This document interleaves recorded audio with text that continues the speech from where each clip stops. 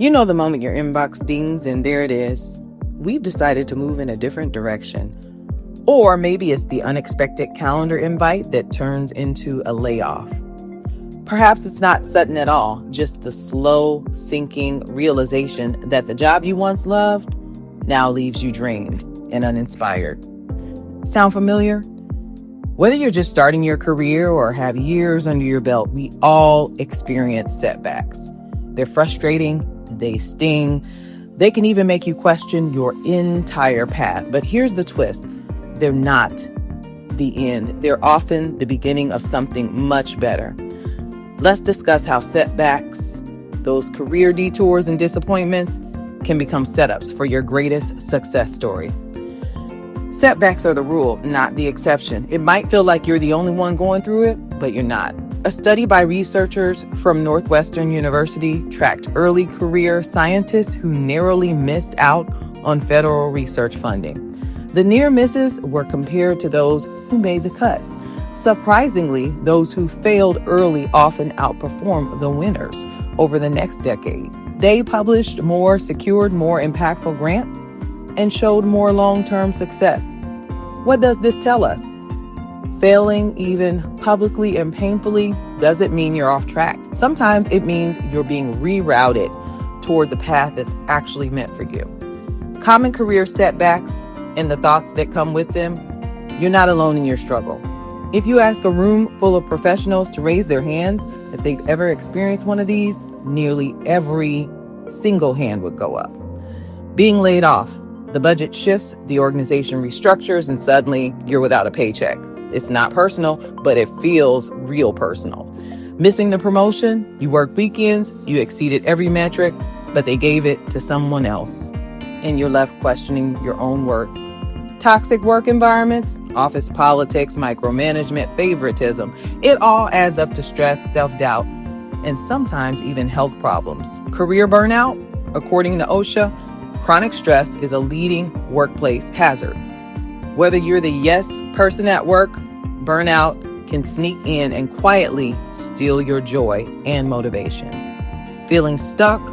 Maybe you've outgrown your role. Maybe you're underused. Or perhaps the job that once inspired you now feels like a cage. These are not exceptions.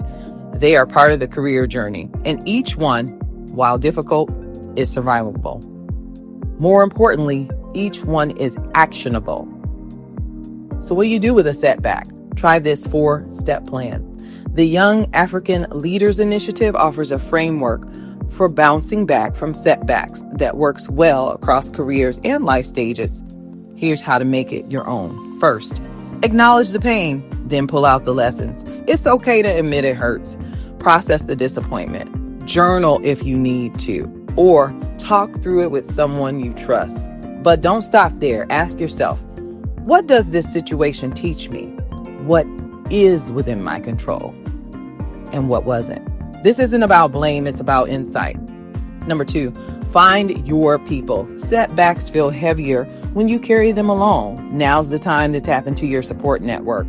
Seek mentors, career coaches, or peers who've walked a similar road. Their hindsight becomes your foresight. Support is not just emotional.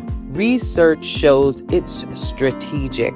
According to a report from ERIC, building resilience after professional disappointments is heavily linked to having social support and a clear sense of purpose.